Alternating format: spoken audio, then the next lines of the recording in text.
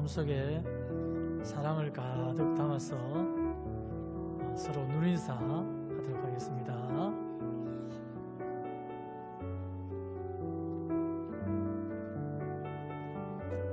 이제 다 함께 일어나셔서 우리 하나님께 예배드리겠습니다.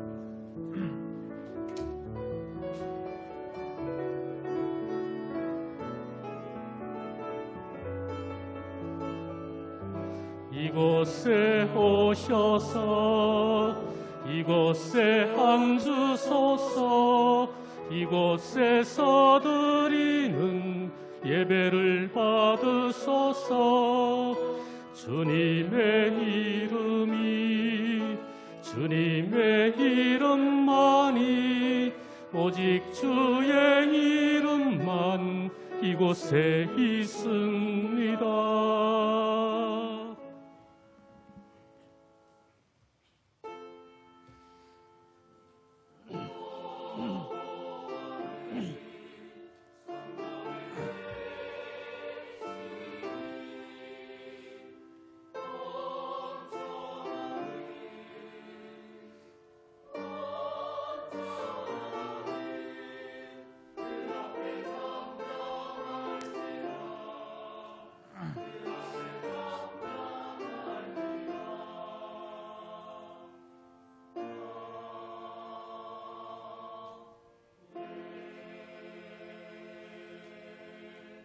나의 힘이신 여호와여, 내가 주를 사랑하나이다. 여호와는 나의 반석이시요 나의 요새시요 나를 건지시는 이시요 나의 하나님이시요 내가 그 안에 피할 나의 바위시요 나의 방패시요 나의 구원의 뿌리시요 나의 산성이시로다. 내가 찬송받으실 여호와께 아뢰리니 내 원수들에게서 구원을 얻으리로다. 아멘. 거룩하고 존귀하신 우리 하나님 아버지, 이 시간 저희들을 주님 앞에 불러 모아주시고 주님 앞에 예배드리게 하심을 감사합니다. 이 시간 저희들이 우리 하나님을 예배할 때에 이 시간이 얼마나 소중함을 알고 마음과 정성과 힘을 다하여 우리 하나님을 온전히 예배하게 하옵소서. 예수 그리스도의 이름으로 기도드립니다. 아멘.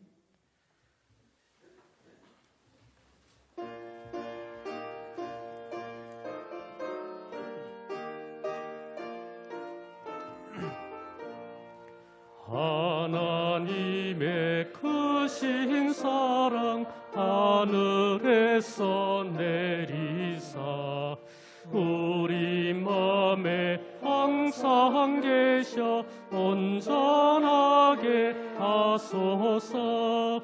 우리 주는 자비하사 사랑 무한하시니 두려워서 떠는 자를 구원하여 주소서. 걱정 근심 많은 자를 성령 감화하시며 복과 은혜 사랑받아 평안하게 하소서. 처음과 끝이 되신 주님 항상 인도하셔서 마귀 유혹 받는 것을 속히 끊게 하소서. 전능하신 아버지여, 주의 능력 주시고 우리 맘에 임하셔서 떠나가지 마소서. 주께 영광 항상 돌려 천사처럼 섬기며 주의 사랑 영영토록 찬송하여 하소서. 우리들이 거듭나서 흠이 없게 하시고 주의 크신 구원받아 온전하게 하소서.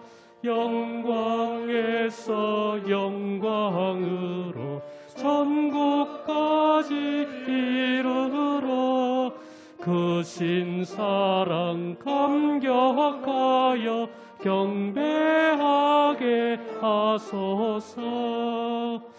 아멘.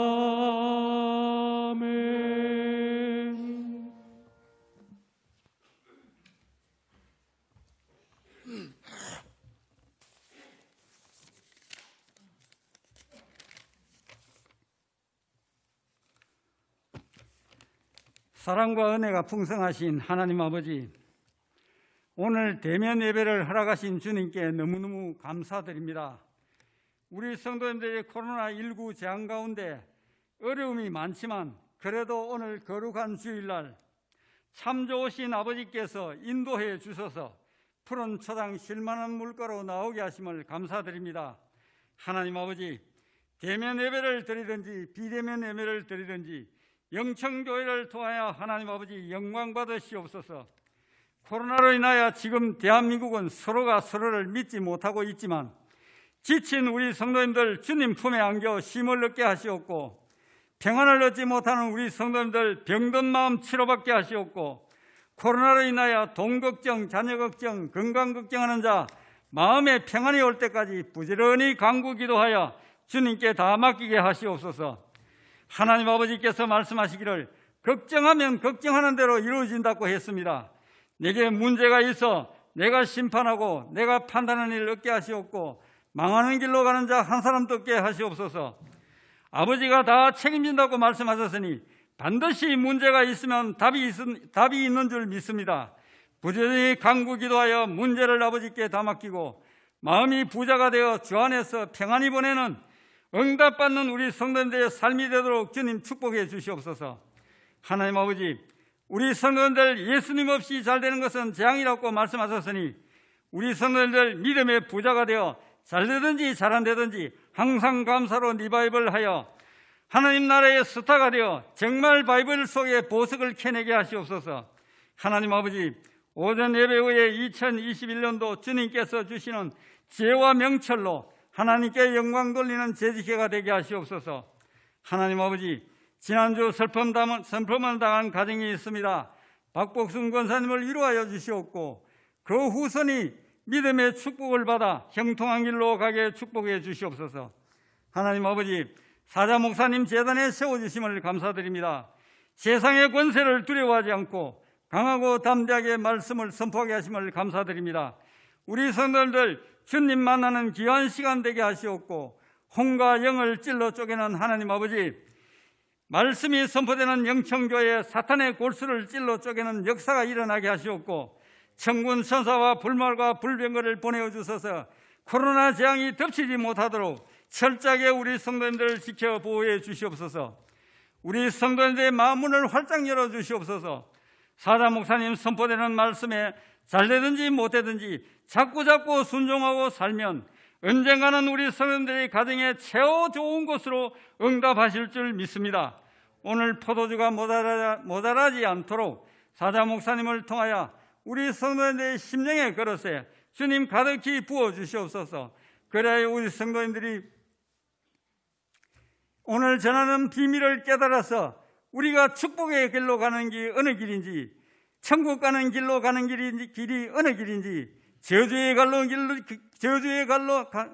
길로 가는 길이 어느 길인지 아버지 하나님의 비밀을 깨닫는 귀한 시간 되게 하시옵소서.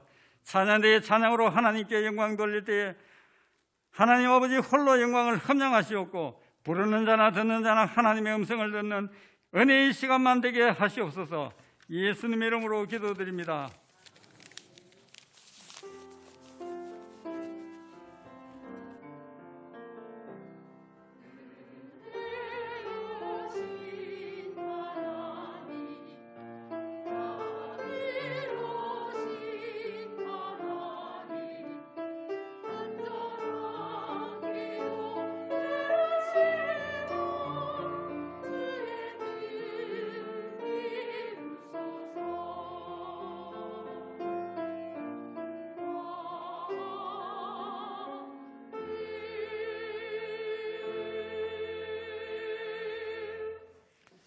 하나님의 말씀은 야고보서 1장 2절에서 8절까지의 말씀입니다.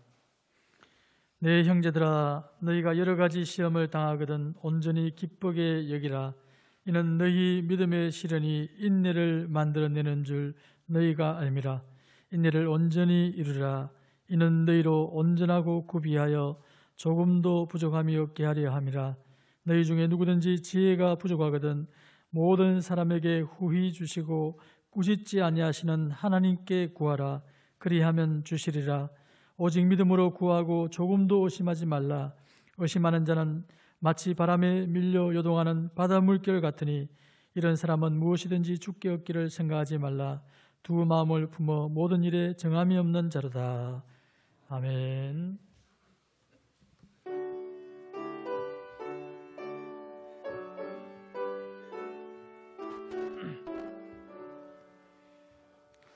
내게 있는 모든 것을 아낌없이 드리네. 사랑하고 의지하며 주만 따라 살리라. 주께 드리네. 주께 드리네. 사랑하는 구주 앞에 모두 드리네. 아멘.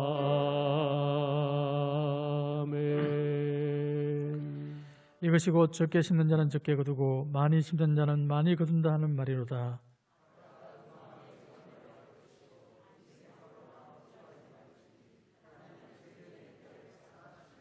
아멘. 하나님 아버지, 이 시간 저희들이 우리 하나님 앞에 나올 때에 빈손으로 나오지 아니하고 우리 하나님 앞에 귀한 예물을 저희들의 마음에 담아 우리 하나님의 존전에 드립니다. 하나님께서 저희들이 드리는 이 예물을 기쁘게 받아주시며 이 예물이 하나님 나라와 영광을 위하여 귀하고 아름답게 사용되게 하여 주시옵소서. 물질을 바친 손길들을 우리 하나님 기억하시고 영육간에 부족함이 없도록 풍성한 것으로 채워 주시옵소서. 예수 그리스도의 이름으로 기도드립니다. 아멘.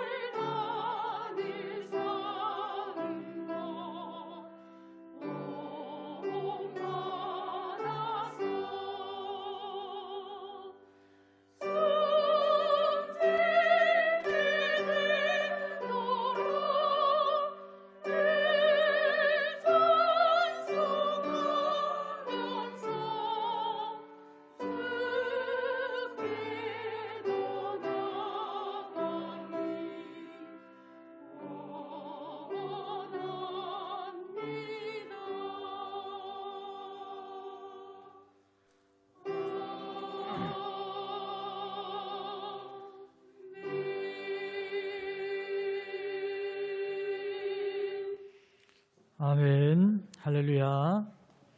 우리의 신앙생활이란 변화무쌍한 날씨와 같습니다.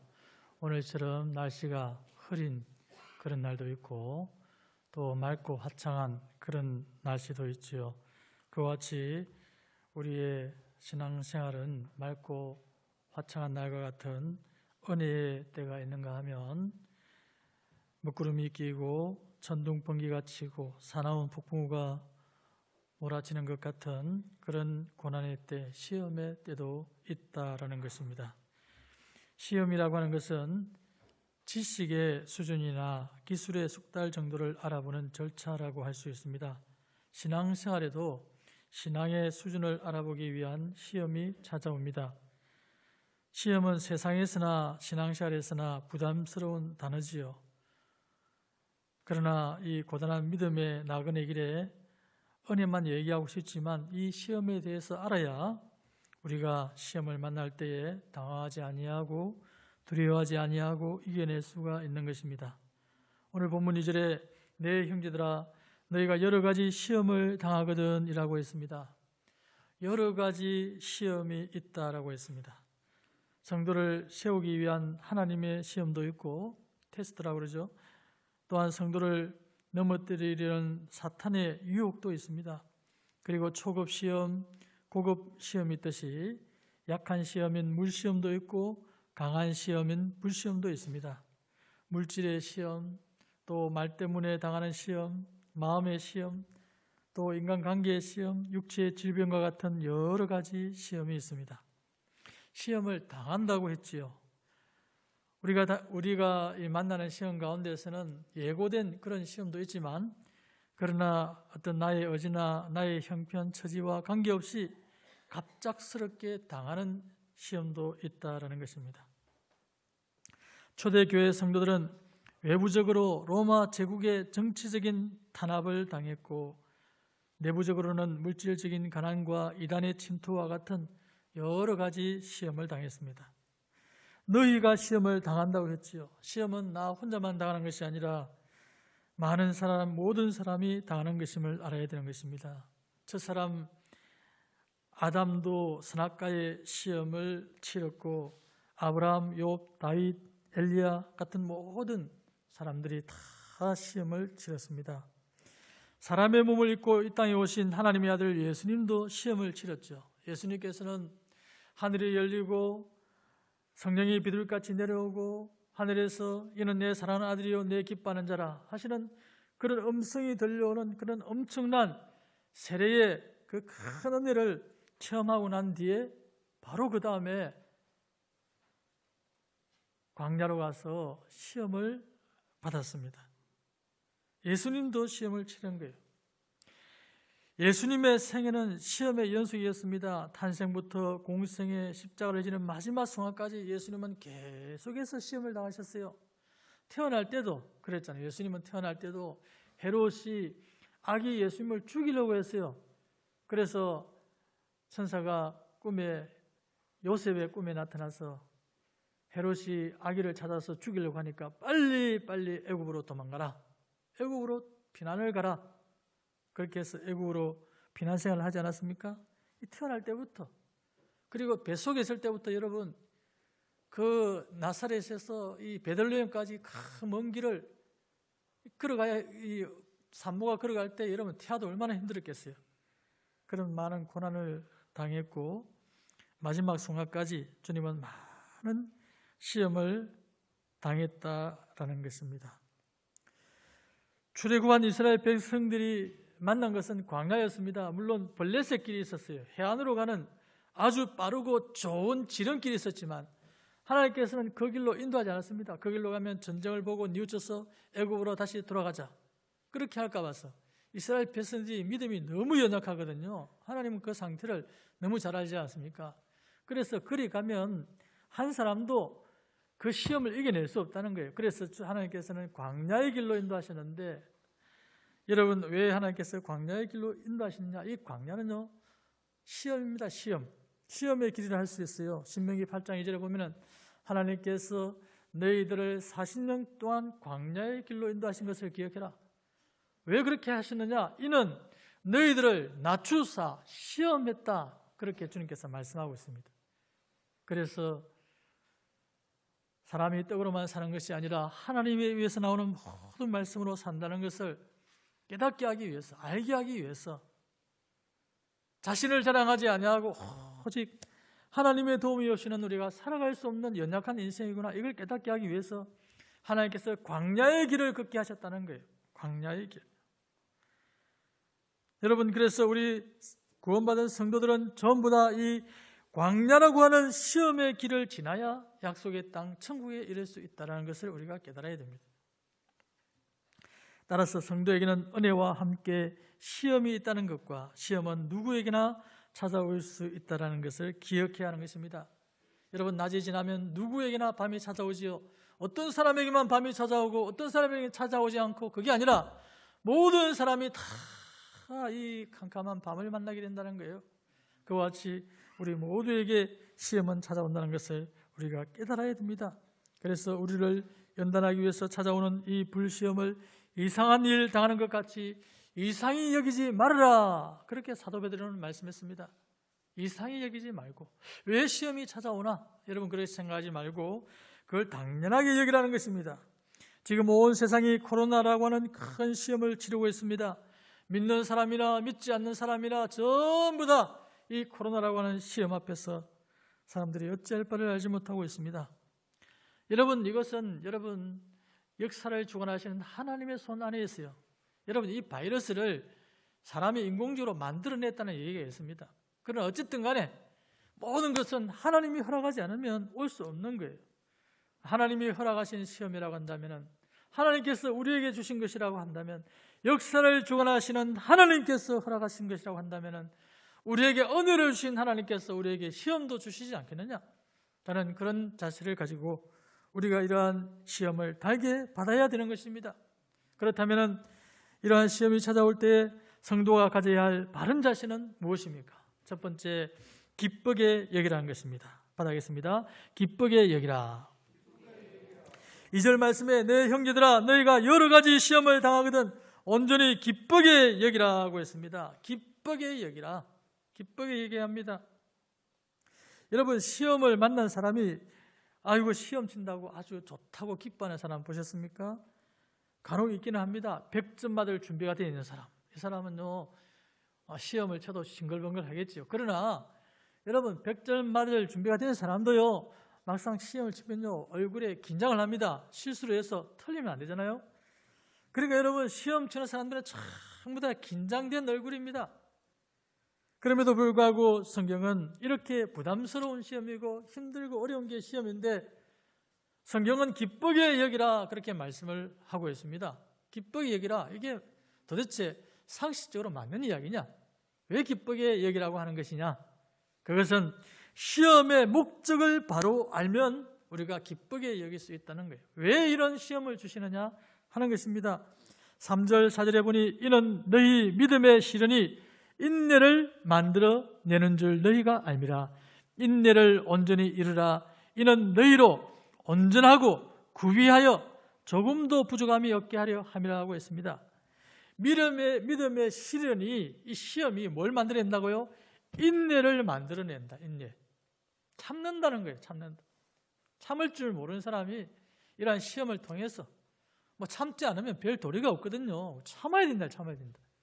그래서 인내를 만들어내고 이 인내를 통하여서 조금도 부족함이 없는 온전하고 구비된 하나님의 사람, 하나님이 쓰실 만한 그런 사람으로 만들어낸다는 것입니다. 시험의 목적은 인내를 통하여 조금도 부족함이 없는 그런 하나님의 일꾼을 만들어내는 데 있다는 것을 우리가 깨달아야 됩니다. 우리를 연단하기 위해서 찾아오는 불시험이라고 했습니다. 불시험. 우리를 연단하기 위해서 이런 불시험이 온다는 거예요. 너희 믿음의 시련은 불로 연단하여도 없어질 금보다 더 귀하여 예수 그리스도께서 나타나실 때에 칭찬과 영광과 존귀를 얻게 한다라고 했습니다. 믿음의 시련이라고 하는 것은 불로 연단하여도 없어질 금보다 더 귀한 것이다. 이 믿음의 시련을 통해서 예수님이 나타나실 때, 예수님이 재림하실 때에 칭찬과 영광과 존귀를 받게 된다라고 말씀을 하고 있습니다. 불시험이 찾아오는 목적은 무엇이냐? 여러분, 이 대회를 하려면요, 이 땅에 불시험이 임하는 날이에요. 불시험, 시험도 두 가지가 있어요. 하나는 물시험과 같은 약한 시험이 있고, 불시험과 같은 강한 시험이 있습니다. 불을 지나지 못하는 것은, 여러분 전쟁터에 가가지고 여러분 전리품을 얻지 않습니까? 그 금속 같은 뭐 철이나 굴이나 이런 금속을 얻으면요, 불을 지나게 하라 그랬어요. 불을 지나게 하라. 불을 지나야 깨끗해지니까 불을 지나게 하라. 근데 불을 지나지 못한 약한 것들은 어떻게 하느냐? 그럴 경우에는 물을 지나라. 물로 씻으라. 그래서 여러분, 이 물시험은 약한 시험이요, 불시험은 센 시험이다, 강한 시험이다 이 말. 첫 번째 세상이 물로 망한 것처럼 두 번째 세상은 불사람을 당하게 될 것이라고 말씀했습니다.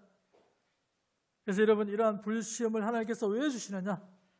그것은 우리를 연단해서 증거 같은 사람을 만들고, 그래서 칭찬과 영광과 존귀를 얻게 하려는 것이다 라는 것입니다. 믿음의 시련이 없이는 칭찬과 영광과 존귀를 얻지 못한다라는 거예요. 금이면 다 같은 금이 아닙니다. 14K가 있고 18K가 있고 24K가 있습니다. 금이 58.5%가 섞여 있으면 이게 14K입니다. 14K입니다. 그런데 75% 섞여 있으면 18K요. 99.9% 섞여 있어야, 99.9%가 되어야 24K가 된다. 순금이 된다는 거예요. 그리고 정금은 100% 금이죠. 그러니까 금이라고 다 같은 금이 아닙니다. 그 14K 같은 경우는 그 금에 불순물이 많이 섞여 있다 이 말이에요. 한 58% 정도 금이니까 한 반 정도는 금이 아니다는 거예요. 근데 하나님께서는 원하시는 건 뭐냐? 정금이다, 정금. 100% 다 찌꺼기 다 끌어내고 100% 금으로 이루어진 그런 정금을 하나님은 원하신다. 정금과 같은 신앙을 원하신다. 이 정금이 상징하는 건 뭐냐? 이 정금이 상징하는 것은 하나님이 하나님의 말씀. 그래서 우리가 이러한 시험을 통해서 그동안에 내가 붙들고 의지하던 온갖 우상들이 있는데, 그 온갖 우상들이 결코 나를 구하지 못하는구나. 산들은 떠나며 작은 언덕은 떠날지라도 오직 나와 함께 영원히 계시는 분은 하나님밖에 없구나. 이 산이나 작은 산들, 이 언덕은요, 다 이 땅에 있는 우상을 상징하는 거예요. 하늘이 두루마리처럼 말리고 떠나가고 이 땅이 막 흔들리고. 여러분, 지진이 나면요, 강한 것을 붙들어야 됩니다. 아주 싼 것을 붙들어야 돼요. 반석을 붙들고. 그래서 여러분, 이 아주 그냥 이 생 콘크리트 같은 이런 걸 붙들어야 되는 거예요. 다 튼튼하게 지어진 곳에 있어야, 그런데 여러분 피난을 해야 이길 수가 있어요. 그래서 여러분, 이러한 가운데서 모든 것들이 다 떠나가고 흔들리고, 그런 가운데서 내 영혼이 내 곁에 있을 것 같았던 그 산들도 흔들리고, 이런 모습을 보면서 그 우상과 같은 존재가 그와 같다. 우상이 그와 같은 존재다. 내가 알게 모르게 하나님보다 더 사랑하고 어쨌던 것들이 내 안에 많이 있는데 내가 잘 모르고 그렇게 지낸다 이 말이에요. 그런데 시험을 만나게 되면 그게 나를 구원할 수 없구나, 아무 소용이 없구나, 아무 쓸데 없구나 하는 것을 깨닫게 되는 거예요. 여러분, 그걸 깨닫는 여러분이 복된 사람인 줄 믿으시기 바랍니다. 그걸 빨리 깨달아야 돼요. 여러분, 세상의 것들을 의지하지 말고, 세상의 물질도, 세상에 어떤 내가 가지고 있는 지식도, 지혜도, 내 인간적인 머리를 굴려가지고 한번 지혜를 짜내가지고 이걸 어떻게 해보리라. 어떤 사람은요, 이 땅에 일어나는 어떤 뭐 핵전쟁을 이기기 위해서 뭐 바닥에다가 뭐 밑에다가 무슨 그 큰 콘크리트 해가지고 뭘 만들고 하는데요.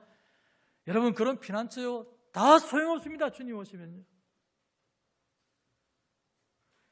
그러니까 그 모든 것들은 우리를 구원할 수 없고 오직 하나님만이 나의 구원자가 되시는구나. 하나님의 말씀만이 영원한 진리구나. 내가 그동안 붙들었던 세상의 철학과 어떤 교훈들, 그런 것들이 정말 옳다고 생각하고 진리라고 생각했지만 그게 아니구나. 오직 하나님의 말씀만이 진리요, 오직 하나님만이 우리의 구원자가 되는 줄 믿으시기 바랍니다. 이게 바로 정금 같은 신앙이다. 정금 같은 신앙. 그러기 위해서 필요한 게 연단인 겁니다. 연단. 이런 시험을 통해서, 환난을 통해서 우리가 주님을 의지하게 되고, 주님을 의지하고 주님께 기도하면 하나님께서 여러분에게 피할 길을 주시는 줄 믿으시기 바랍니다. 그래, 그게 믿음인 거예요. 그게 진짜 믿음이다. 진짜 믿음. 머리로 그동안에 믿어왔던 그 믿음이 진짜 믿음이 아니라 그런 환난 가운데서 하나님을 의지하고 의리함으로 하나님께 기도하니까 하나님께서 길을 열어주시는구나.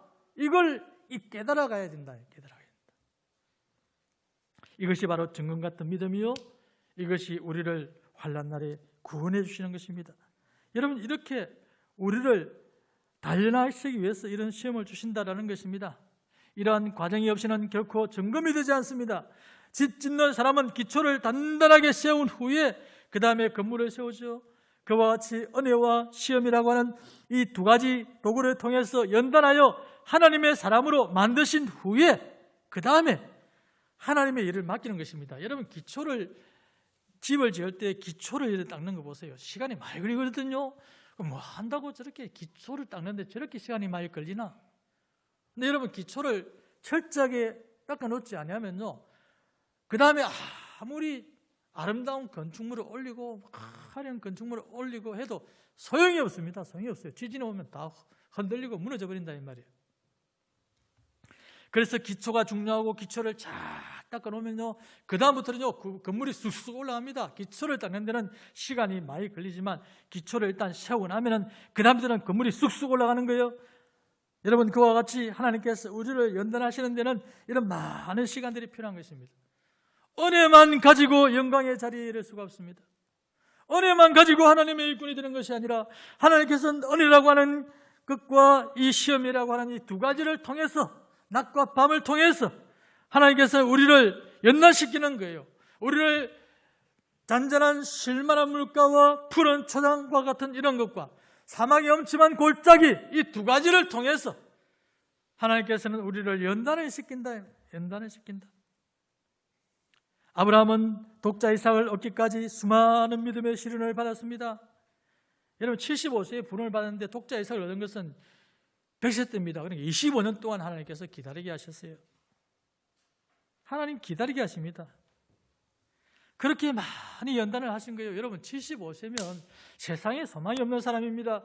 그럼에도 불구하고 아직까지 하나님께서 아브라함으로부터 이 참 처리해야 할 것들이 아직 있다는 거예요. 아직 찌꺼기가 많이 있다는 겁니다. 실제로 여러분, 아브라함이 보면 불신앙의 모습을 많이 보이잖아요. 처음에는 하나님을 믿는 듯 하였으나 조금 기다려봤는데 하나님이 자식을 주지 않고 너를 통해서 하늘의 별처럼 바닷가에 모래와 같이 많은 사람을 준다고 했는데 왜 이렇게 시간이 지나도 하나님이 자녀를 주지 않으니까 아브라함이 나중에 하갈을 통해서 불신앙의 사람 이스마엘을 낳지 않습니까, 여러분? 그래서 여러분, 하나님께서 이런 많은 시간들을 통해서 기초를 철저히 닦는 거예요. 우리의 그 모든 잘못된 이 인간적인 생각들, 하나님을 의지하지 못하는 그런 것들을 다 버리도록 만든다는 것입니다. 그리고 아브라함은 천신만고 끝에 독자 이삭을 얻었지요. 그런데 그 독자 이삭을 번제로 바치라고 하는 시험을 통과한 후에야 믿음의 조상이라는 명예를 얻을 수가 있었습니다. 여러분, 히브리서는 이렇게 말씀하고 있습니다. 아브라함의 신앙에 대해서 아브라함은 죽은 자를 다시 받았다. 부활 신앙을 가지고 있다. 하나님이 이 씨를 통해서 자기는 처음에는 엘리에셀 종이 있었거든요. 엘리에셀을 통해서 내가 이게 내 기업을 유지해가면 되지. 그러다가 하나님께서 또 여종을 통해서 이스마엘을 주었거든요.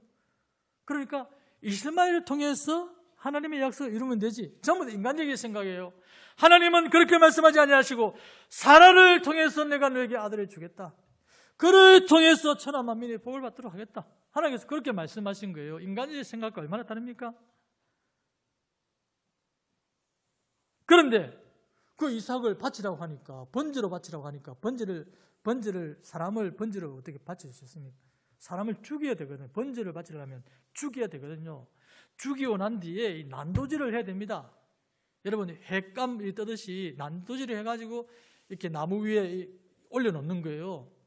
그래 불태워서 이렇게 제사를 드리는 겁니다.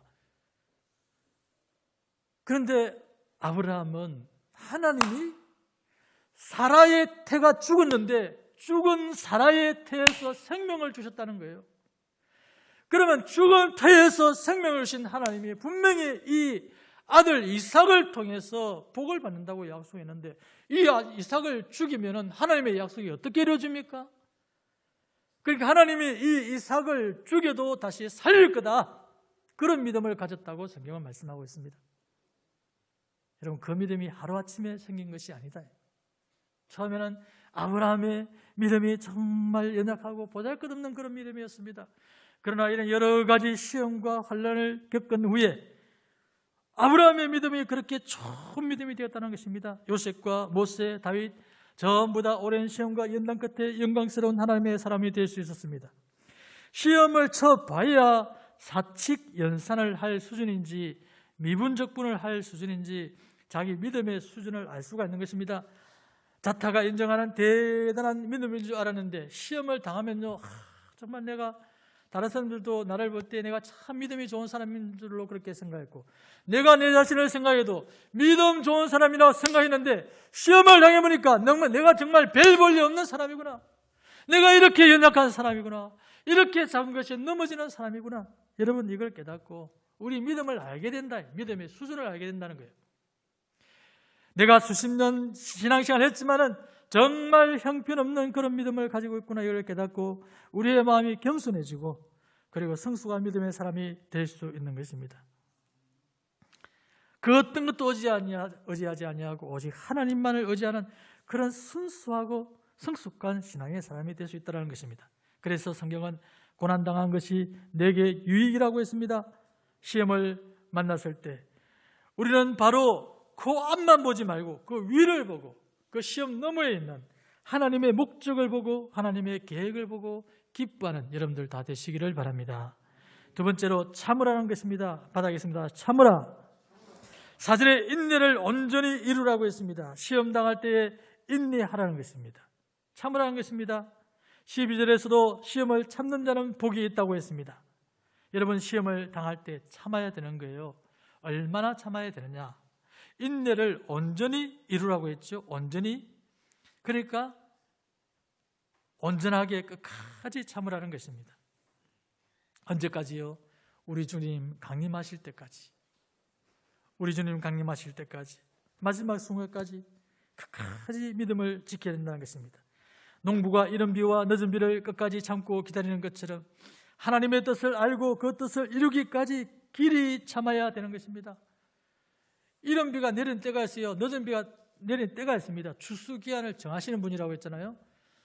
그러니까 아무 때나 이른 비가 내리고 늦은 비가 내리는 게 아니에요. 하나님의 때가 있다는 거예요. 그러니까 기다리라는 것입니다. 우리가 기도한 대로 탁 바로 그 자리에서 탁탁 들어주면 얼마나 좋겠어요. 그런데 그렇지 않고 하나님께서 들어주시는 때가 있다는 것입니다. 그래서 기다려야 되는 것입니다. 인내는 너무나 귀한 것입니다. 여러분, 왜 귀합니까? 인내는 성령의 열매입니다. 오직 성령의 열매는 사랑과 희락과 화평과 오래 참음과 오래 참음이라고 했죠. 오래 참음. 성령의 열매입니다. 인내는 사랑의 열매입니다. 사랑은 오래 참고 사랑은 온유하며. 그래서 마지막에 어떻게 끝납니까? 사랑은 모든 것을 견디느니라. 사랑은 오래 참고에서 시작해서 모든 것을 견디는 것으로, 인내에서 시작해서 인내로 끝난다는 거예요. 여러분, 사랑하면 우리는 그냥 마음이 막 뜨거워지고 막 눈이 번쩍번쩍하고 이런 어떤 감정적인 것으로 생각하기 쉬운데, 여러분, 그건 참 사랑이 아니다. 여러분, 그거는 시간이 지나면요 사라지고 없어지는 거예요. 참 사랑은 뭐냐? 서로를 향해서 오래 참아주고 기다려주고, 이게 진정한 사랑이다. 성경이 말하는 사랑은 그런 사랑이다. 어떤 감정적인 사랑이 아니라 의지적인 그런 사랑인 것입니다. 인내는 구원의 열매입니다. 끝까지 견디는 자가 구원을 얻으리라고 했죠. 안 받아겠습니다. 끝까지 견디는 자가 구원을 얻으리라. 여러분, 끝까지 견뎌야 됩니다. 인내는 성숙의 척도입니다. 어른은 잘 참지만 아이는 참지를 못하죠. 그런데 어른은 잘 참습니다. 성숙한 사람이 되려면 잘 참아야 되는 것입니다. 인내를 위해서는 선지자들과 믿음의 선배들을 모델로 삼아야 됩니다. 야고보는 욥의 인내를 봐라. 그리고 이 선지자들을 너희들의 오래 참음의 모델로 삼아라. 그렇게 말씀하고 있지 않습니까? 주께서 주신 그 결말을 잘 봐라. 욥이 봐라. 인내하면서 참았더니 나중에 갑절의 은혜를 주시지 않았느냐? 그와 같이 인내하는 자에게는 하나님께서 복을 주신다는 거예요. 갑절의 복을 주신다는 것입니다. 바울은 유대인들에게 40에 하나 감한배를 5번이나 맞았어요. 3번 태장으로 맞았습니다. 1번 돌로 맞았습니다. 3번 파선했어요. 배를 타고 왔는데 3번이나 배가 부서져 버렸어요. 3번이나, 한 번도 아니고. 하나님의 종이 지금 복음 전하러 가는데 배가 부서져 버렸어요. 그럴 수가 있습니까, 여러분? 근데 그런 일이 일어났더라는 거예요. 하나님께서. 일주야를 깊은 바다에서 지냈습니다. 여러 번 여행하면서 강의 위험, 강도의 위험, 동족의 위험, 이방인의 위험, 시내의 위험, 광야의 위험, 바다의 위험, 거짓 형제 중의 위험을 당하고 수고하고 애쓰며 여러 번 자지 못하고 줄이며 목마르고 여러 번 굶고 춤고 헐벗었습니다. 여러분, 이런 일을 당했다는 거예요. 사도 바울이 하나님을 위해서 모든 것을 다 내려놓고 복음 전파에 오직 매진했던 그런 바울인데 하나님께서 넉넉하게 이렇게 채워주고 이러면 얼마나 좋겠어요. 그런데 정말 먹지 못해가지고 때로는 굶고 추위에 떨고 여러분, 그런 일을 당했다는 거예요. 여러분, 하나님 그렇게 안 하실 수도 있잖아요. 그런데 그걸 허락했다는 것입니다. 우리도 마찬가지인 거예요. 왜 하나님이 살아계시는데 나에게 이런 어려움이 닥치느냐? 아니다는 겁니다. 그런 어려움을 통해서 하나님이 그런 어려움을 면하게 해줄 수도 있지만 그런 어려움을 허락하셔서 여러분을 연단시킨다는 것입니다. 여러분, 무엇 때문에 그렇습니까? 주님 때문에, 복음 때문에 사는 하나님의 사람으로 만들려고 그렇게 하는 것입니다. 주기철 목사님은 일제시대 때의 신사참배를 거절했습니다. 그래서 1938년부터 1944년까지 5년 4개월에 걸쳐서 5번이나 옥살이를 했습니다. 몽둥이로 맞고 채찍질을 당하고 못 위를 걸어가다가 파상풍에 걸리고 온갖 고문을 당하고 폐병과 심장병을 얻어서 1944년 해방을 한 해 앞두고 48살의 나이로 소천했습니다. 나중에 이 주기철 목사님의 시신을 보니까 지문까지 대나무로 파가지고 지문이 현작조차 없어졌다고 합니다. 손톱, 발톱은 다 뽑혔고 온몸이 까맣게 타 있었습니다. 그래도 참은 거예요. 우리 주님도 그래 하셨습니다. 그 앞에 있는 기쁨을 위하여 너무나 견디기 힘든 십자가를 참으사라고 했어요. 십자가를 참으사. 십자가를 참았다 그랬어요. 얼마나 힘들었겠어요. 인간이 당할 수 있는 최악의 고통이 십자가라고 하는데 참았다는 거예요. 조금만 참으면 이 고통도 끝이 나게 되고, 조금만 참으면 주님의 십자가의 희생을 통해서 많은 영혼들이 생명을 얻게 될 것을 주님이 아셨기 때문에 참았다는 거예요. 참고 또 참았다는 것입니다. 여러분들도 참고 참는 인내의 사람들이 되시기 바랍니다.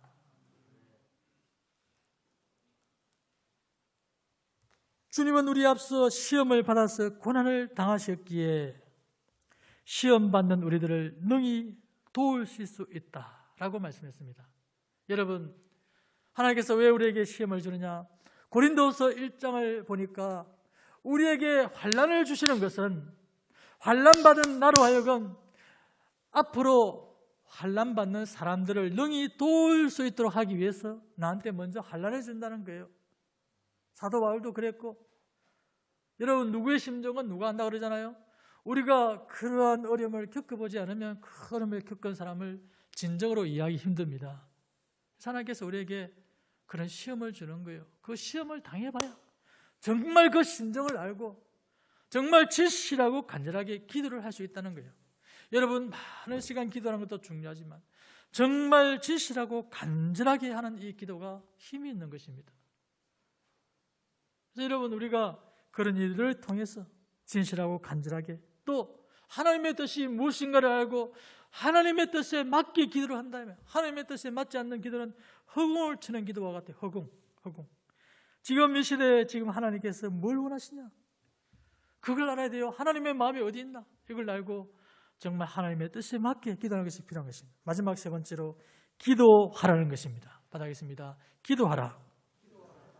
5절에 너희 중에 누구든지 지혜가 부족하거든 모든 사람에게 후히 주시고 꾸짖지 아니하시는 하나님께 구하라 그리하면 주시리라고 했습니다. 기도해야 합니다. 구하면 주신다고 했죠.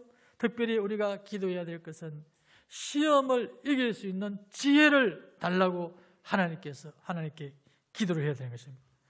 또한 무엇보다도 믿음을 주시도록 기도해야 됩니다. 의심하며 기도하는 것은 바람에 밀려서 요동하는 바닷물결 같아서 무엇이든지 죽게 얻을 것을 기대하지 말라고 했습니다.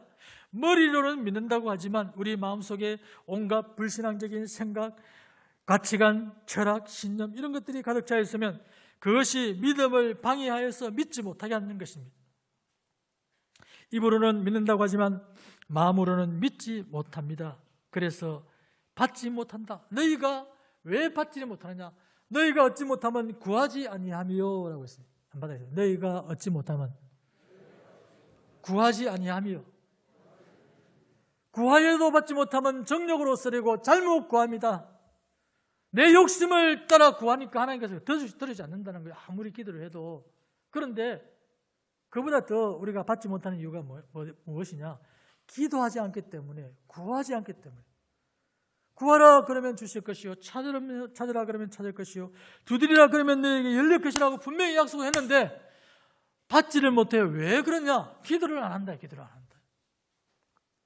기도를 해야 받을 수 있는 것입니다. 구하면 주신다고 약속하시기 때문에, 물론 구하지 않아도 주시죠. 우리에게 있는 것 아시기 때문에. 그러나 구하면 주신다고 약속하셨기 때문에 우리는 기도해야 되는 것입니다. 그래서 우리는 무엇보다도 믿음을 달라고 기도를 해야 되는 것입니다. 믿음이 없으면 요동하는 바다 물결 같아서 아무것도 얻을 수 없다고 했어요. 얻을 수 없다. 믿음이 없는 그런 기도는 얻을 수 없다는 것입니다. 본스의 제자인 사도 야고보는 예수님의 동생이요 초대 예루살렘 교회 담임 목사였습니다. 그래서 야고보가 같은 이름을 가진 사람이 많이 있어요. 성경에는 동명이인이 많거든요. 에녹도, 여러분 우리가 이 산채로 하늘나라로 올라간 에녹도 있지만은 또 이제 이 가인의 아들 이름이 에녹 아닙니까? 그러니까 그리고 라멕도 마찬가지고, 노아의 아버지 이름이 이 라멕인데, 또 라멕은 또 가인의 후손 중에서 아주 악한 그런 라멕이 있었어요. 동명이인이 많이 있는데 이 야고보도 마찬가지로 예수님의 12제자 중에서 야고보가 있고, 이 야고보스는 12제자가 아니고 예수님의 동생, 친동생. 물론 피는 같이 안 섞여 있죠. 피는 같이 안 섞여 있어요. 근데 친동생인 야고보가 있었는데 바로 그 야고보입니다. 예수님의 동생. 예루살렘 교회의 담임 목사였죠. 그 당시에 이 사도 베드로보다도 오히려 더 이 귀히 여김을 받았던 그런 이 예루살렘 교회의 기둥이었어요. 예루살렘 교회 양대 기둥하면은 바로 이 베드로하고 바로 예수님의 동생인 이 야고보였다. 야고보. 사도 야고보는 일찍 죽었어요. 순교를 일찍 했습니다. 그런데 이 야고보가 얼마나 기도를 많이 했던지 별명이 낙타무릎입니다. 낙타무릎. 무릎을 꿇고 너무 기도를 많이 하니까 무릎이 낙타무릎이 되어버렸어요. 그 별명이 낙타무릎입니다. 그렇게 기도를 많이 했다는 것입니다. 여러분, 우리는 낙타무릎까지는 못 되어도 믿음을 잃지 않을 만큼은 기도를 해야 되는 것입니다. 기도하지 않으면 우리 적은 그 믿음조차도 잃어버릴 수 있다는 거예요. 예수님의 제자들은 모든 사람이 다 주님을 버려도 나는 주님을 버리지 않겠습니다. 베드로가 한번 이야기하니까요, 다른 제자들도 전부 다 똑같이 이야기했어요. 거기서 뒤지면 큰일 나잖아요. 그러니까 베드로가 그 말 하니까 너도 나도 전부 다 저도요. 다른 사람은 다 주님을 버려도 나는 주님을 버리지 않겠습니다. 큰 소리 뻥뻥 쳤는데 여러분 결과는 어떻게 됐습니까? 그 맹세의 고백이 채 마르기도 전에 그들이 다 도망치고 말았습니다. 하루도 지나지 않아서 다 도망가 버렸어요. 왜 그렇습니까? 예수님이 시험에 들지 않게 깨워서 기도하라고 그렇게 말씀하셨구만. 너희가 나를 위하여 한시 동안도 깨어 있을 수 없더냐 그렇게 말씀하셨더구만은. 그러나 그들은 기도하지 않았습니다. 그래서 그들은 넘어지고, 예수님은 하나님의 아들이라서 그 시험을 이긴 것이 아니라 육신을 똑같이 우리와 똑같이 육신을 가진 우리와 똑같은 성정을 가진 사람의 모양을 입고 이 땅에 오신 주님으로서 주님이 그 시험을 이길 수 있었던 것은 기도했기 때문입니다. 겟세마네 동산에서 그렇게 하나님께 기도했다는 거예요. 땀이 빗방울이 되도록 주여 이 잔을 내게서 옮길 수 있으면 옮겨주세요. 이 고난의 잔을, 십자가의 잔을 내게서 옮길 수 있으면 하나님은 모든 것을 할 수 있지 않습니까? 옮길 수 있으면 옮겨주세요. 그렇게 기도를 시작해서 마지막에는 하나님의 뜻대로 되기를 원하나이다 로 기도를 마무리한 것입니다.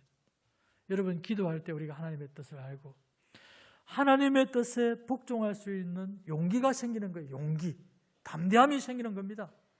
이게 여러분 우리가 막 쥐어짜서 내가 용기를 가지고 해봐야지 한다고 되는 것이 아니라 기도하고 하나님을 의뢰하면 하나님께서 그런 용기와 담대함을 주신다는 거예요. 나도 모르는 용기와 담대함이 생기는 거예요. 사랑하는 성도 여러분, 여러 가지 시험을 만나거든 두려워하거나 놀라지 말고 오직 참고 기도하며 기뻐하기를 바랍니다. 시험을 참고 이긴 자에게는 생명의 면류관이 약속되어 있습니다. 생명의 면류관. 이 생명은 영원한 생명입니다. 영원한 생명, 영생을 주신다는 거예요. 악에게 지지 말고 선으로 악을 이기라고 했습니다. 시험에 지지 말고 믿음으로 시험을 이겨야 합니다. 그리하여 주님께 온전히 영광 돌리는 여러분 다 되기를 바랍니다.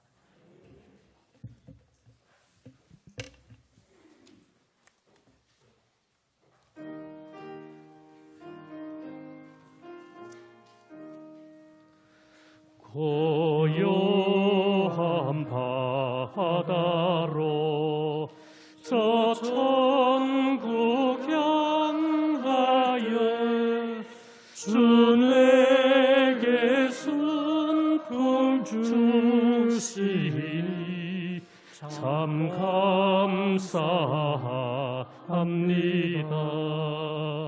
큰 물결이 일어나 나 쉬지 못하라.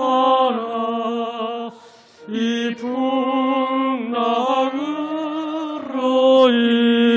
인하여 더 빨리 갑니다. 내 걱정 그 근심을 쉬없게 하시고 내 주여 영혼을 곧 밝게 하소서. 이 세상 고락한 주 뜻을 본받고 내 몸이 의지 없을 때 큰 믿음 주소서. 아멘. 주 예수 그리스도의 은혜와 하나님의 사랑과 성령의 교통하심이 너희 무리와 함께 있을지어다. 아멘.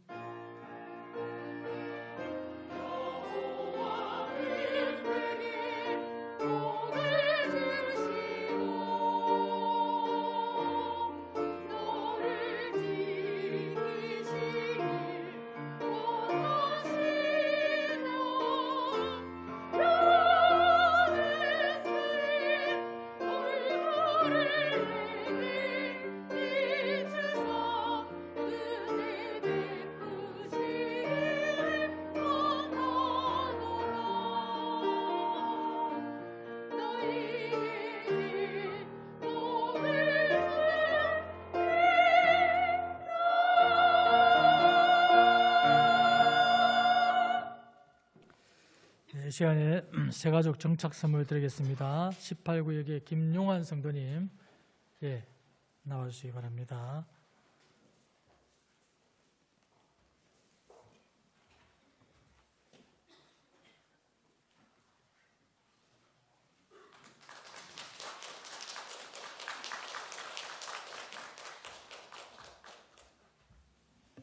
네 가지 교회 소식 알려드리겠습니다. 2부 예배 후에 임시 재직회가 있습니다. 그리고 다음 주일에는 예결산 공동회의가 있습니다. 그리고 요람이 나왔습니다. 각 가정당 한 권씩 가져가시기 바라고요. 또 구역 식구들 오늘 참석하지 못한 분들에게는 구역장님들이 챙겨주시기를 바랍니다. 그리고 나가실 때에 올해 말씀 책갈피, 성경책에 끼울 수 있는 책갈피를 저희들 준비했습니다. 그래서 한 사람당 한 개씩 가져가시면 되겠습니다. 그리고 교우 소식에 보시면 우리 정동성 집사님 하나님의 부르심을 받으셨고 장례를 치르게 되었습니다. 오늘 유족들도 이렇게 함께 와서 예배 드렸는데 여러분 많이 위로해 주시면 감사하겠습니다. 이제 파송하겠습니다.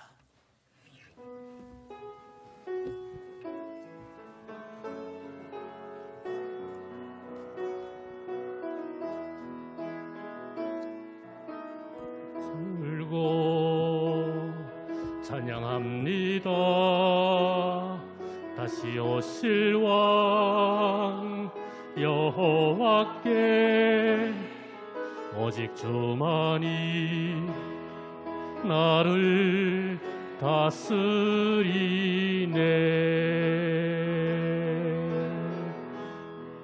나 주님만을 섬기리.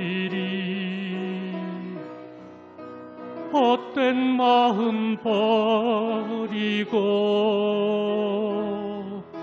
성령이여 내 영혼 충만하게 하소서. 주님 앞에 내 생명 드리리라.